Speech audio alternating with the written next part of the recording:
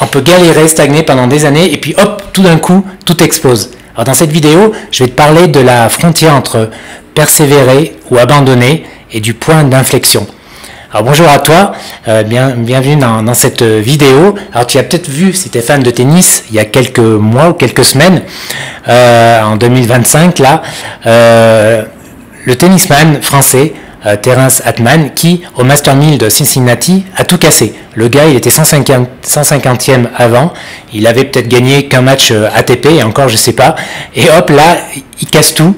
Révélation du tournoi, il arrive en demi-finale devant Sinner, où il va perdre. Mais bon, gros exploit quoi. Tu vois, il passe de la 150e à la 69e place. Et tout le monde était étonné, tu vois, de cette performance. Mais pourtant, voilà, il a, pendant des années en fait, il a bossé, tu vois. Il a bossé et à un moment, eh bien hop, voilà, il a explosé, etc. Et ça, c'est pas par magie, c'est pas de la magie. Derrière, c'est du travail en fait. Le problème, c'est que les gens, ils le voient pas. Les gens ne voient que le résultat, tu vois. Quand tu bosses, surtout quand tu es peut-être encore plus quand tu es solopreneur, tu vois, ou indépendant, les gens ne voient pas le travail que tu fais. Il y a une amie solopreneuse qui me disait il y a pas longtemps que voilà, elle était un petit peu dans un bad mood, un petit peu voilà, un petit peu déprimée. Elle disait les gens ne savent pas, ne voient pas en fait tout ce que je fais en fait. Ne voient pas tout ce que je fais, ne voient pas toute l'énergie que je mets dans mon travail en fait, ne voient pas ça et ils voient pas la proportion entre les échecs, les tentatives échouées, tu vois, et les victoires. Et c'est vrai, je la comprends, c'est tellement ça, tu vois. Quand tu es, quand tu es solopreneur, quand tu es aussi tennisman, etc. Quand tu es, quand tu es au cœur, en fait, les gens ne voient en effet que les résultats, encore une fois. Et oui, ça peut être frustrant, mais tu sais, la recette magique, hein, il n'y a pas de recette magique, le succès n'arrive pas par chance en fait. Tu vois, c'est souvent le résultat d'une équation. Et cette équation, c'est quoi? Cette équation, c'est tout le temps le même schéma hein, dans le succès. Le même schéma, c'est quoi? C'est des actions répétées, plus une stratégie, plus la constance, plus le temps. Tu vois, c'est à partir de cette équation que tu peux espérer réussir. Et ouais, hein, c'est pas sexy. C'est pas du tout une équation sexy, c'est clair. Mais voilà, on n'est pas comme ça dans le... Contrairement à enfin en tout cas c'est ce que je vois sur les réseaux, beaucoup d'entrepreneurs, d'indépendants, voilà, sont un petit peu là à faire rêver le fait, voilà, tu vas atteindre 10K en 3 mois, etc. Le succès va être rapide, etc. Il y en a plein comme ça qui vendent des formules magiques ou tu vois, ce genre de trucs. Alors la question c'est même pas d'ailleurs de savoir si tu peux faire sur un coup beaucoup d'argent, tu vois, mais est-ce que tu vas durer après, tu vois, ça c'est une autre question, tu vois.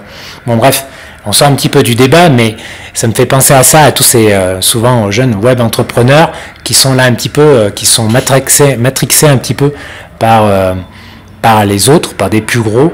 Ou pas d'ailleurs, qui se matrixent eux-mêmes d'ailleurs, je sais pas. Enfin, en tout cas, qui sont pas dans la réalité. Mais la réalité du succès, tu vois, c'est cette équation.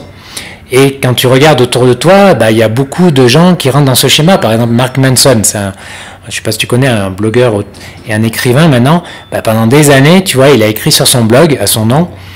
Et bah voilà, pendant des années. Et puis tout d'un coup, il sort un livre en fait. L'art subtil de s'en foutre, je crois, je sais plus le titre exact, un super livre que je te recommande, et là il explose, tu vois. Et voilà, il a fallu attendre des années. Là en ce moment, on voit Pedro Pascal de partout au cinéma, tu vois, depuis qu'il a été tête d'affiche de la série The Last of Us. Eh bien, Pedro Pascal, jusqu'à 45 ans, en fait, il était inconnu, tu vois, il avait que des seconds rôles ou dans des films, voilà, moyens, et hop, subitement, il explose, tu vois. Ou bien voilà, l'auteur de Harry Potter, voilà, la légende veut que 12 éditeurs a refusé son manuscrit, tu vois. Et là, des exemples comme ça, je pourrais t'en citer plein.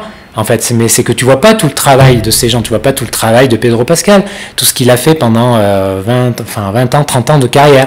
On voit juste au moment, ah tiens, il explose, il a de la chance, ça doit être un terme qu'on dit souvent, qui doit ressortir souvent, il a de la chance, ou il a explosé à cause de ci, à cause de ça. Non, c'est pas de la chance, c'est le résultat de ce schéma, c'est le résultat de tout, tu vois, de tout ce travail. Alors qu'est-ce que le point d'inflexion? Le point d'inflexion, c'est ça, c'est, tu vois, pendant des années, des mois, tu vas être plus ou moins, tu vas plus ou moins stagner ou alors légèrement progresser, tu vois, avec beaucoup d'efforts.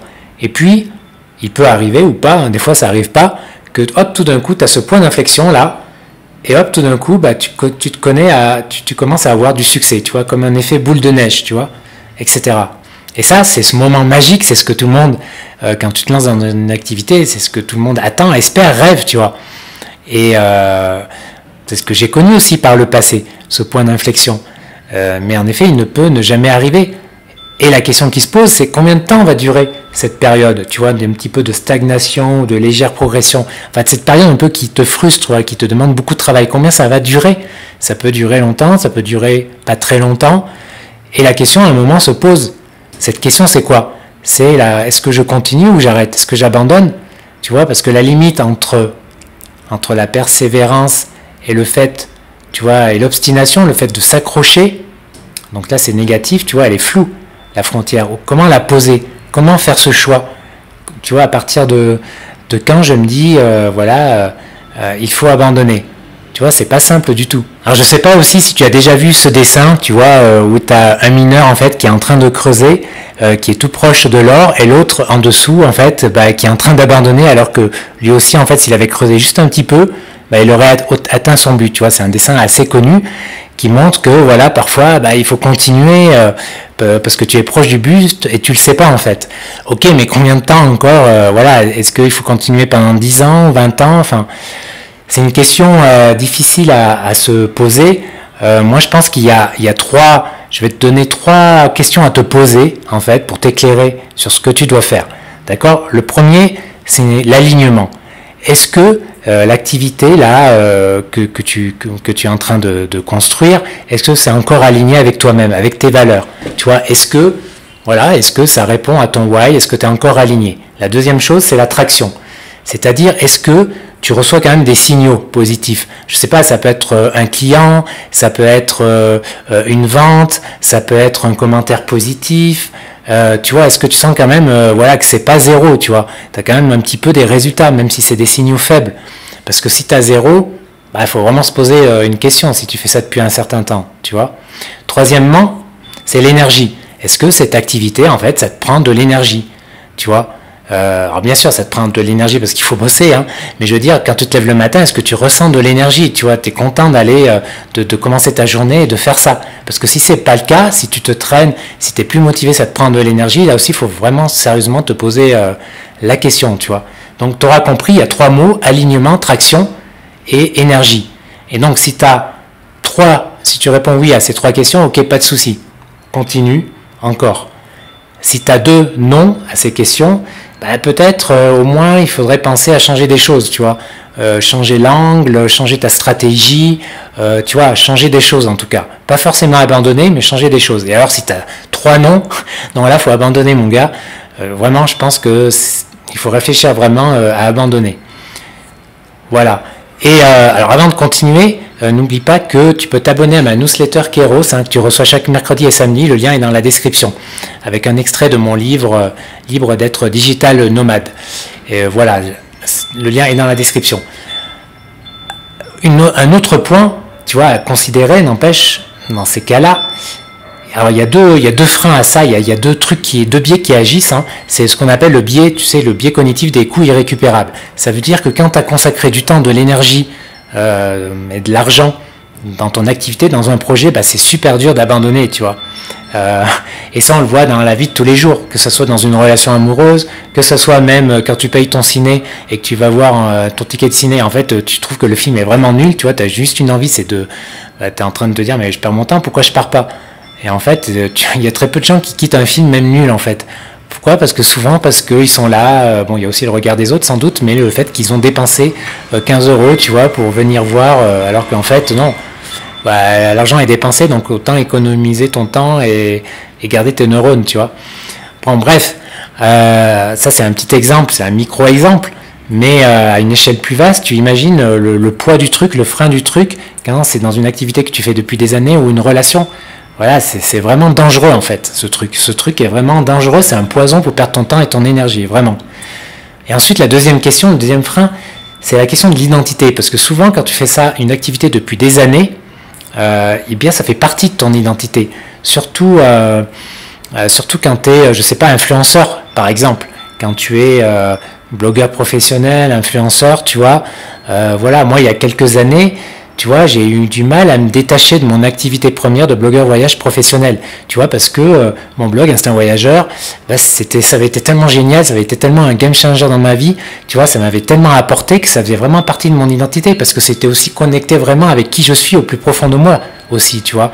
Mais tu vois, quand j'allais dans des salons, bah, on m'appelait d'abord par le nom de mon blog, tu vois, à tel point pour te dire, voilà, ça faisait vraiment, c'était vraiment partie intégrante de mon identité, et j'ai eu du mal à m'en détacher en fait, parce que j'avais envie de faire autre chose, développer autre chose, et c'était aussi une nécessité. Ça a été un combat, tu vois, vraiment, un combat qui a duré un petit peu, et donc ça, voilà, ça a été un vrai frein. Et tu vois, je parlais de tennis au début, et j'imagine pas à quel point, enfin j'imagine un peu, hein, justement, à quel point en fait les tennis professionnels, cette question de l'identité, ça doit être pesant et ça doit prendre de l'importance, tu vois. Parce que quand tu fais une carrière pendant 20 ans ou plus, tu vois, toute ta vie tourne autour du tennis, tu vois, bah, c'est ton nom, en fait. Vraiment, c'est ton nom, quoi. Ton activité professionnelle, c'est ton nom. C'est toi, le joueur professionnel, machin, un tel, tu vois. Et tout tourne autour. Tu vois, c'est un mode de vie aussi. Tu voyages, voilà, tu vois pas trop tes proches, tu as un mode de vie strict, tu bosses beaucoup, tu vois. Tout est lié, tout tourne autour du tennis. Ceux qui sont dans le top, tout tourne autour du tennis. C'est un truc de fou pour avoir lu des livres dessus, tu vois. Et donc, t'imagines ton identité, comment ça doit être dur, ensuite de lâcher l'affaire, tu vois, d'abandonner. Hein. Et c'est pour ça qu'il y a des tennismen voilà, qui continuent. Certains disent, ouais, ils devraient arrêter. Mais non, déjà, gars, t'es qui pour dire ça, en fait? T'es pas à sa place, déjà, tu vois. Et s'il éprouve toujours du plaisir, bah pourquoi pas continuer? Tu vois, on a tous vu l'image de Federer qui est en larmes avec Nadal à ses côtés, tu vois, quand il a décidé d'arrêter en 2022. Et voilà, et non, faut... Alors, tennisman, t'es un peu poussé par ton physique à un moment donné, tu vois. Donc, t'es un peu obligé de te faire une raison à un moment. Mais voilà, ça doit être, je pense, la question de l'identité doit être assez forte et assez pesante. Donc voilà pour cette vidéo sur cette question-là, qui est importante. Donc n'oublie pas cette matrice si tu es dans ce cas-là, avec ces 3 questions à se poser. Et puis voilà, j'espère que cette vidéo t'a plu. N'hésite pas à la partager, à mettre un like, un commentaire. Raconte-moi un petit peu ton expérience, si tu as eu un moment à faire à cette question, ou peut-être que tu le vis en ce moment. En fait, parce que je pense qu'on le vit tous, enfin, en tout cas, si tu es indépendant, si tu es solopreneur, digital nomade, tu le vis tu le vis à un moment, tu vois. Et si c'est pas dans la sphère professionnelle, c'est dans la sphère personnelle aussi, avec une relation amicale ou amoureuse. Tu vois, c'est quelque chose qui revient, voilà, régulièrement dans la vie, je pense, cette question. Et qui n'est pas simple, vraiment. Voilà, et encore une fois, n'hésite pas à t'abonner à ma lettre Kairos que tu trouveras dans la description avec un extrait gratuit de mon livre Libre d'être digital nomade aux éditions Diathéno. Et puis quant à nous, on se retrouve dans une prochaine vidéo. Voilà, bonjour chez toi et prends soin de toi surtout.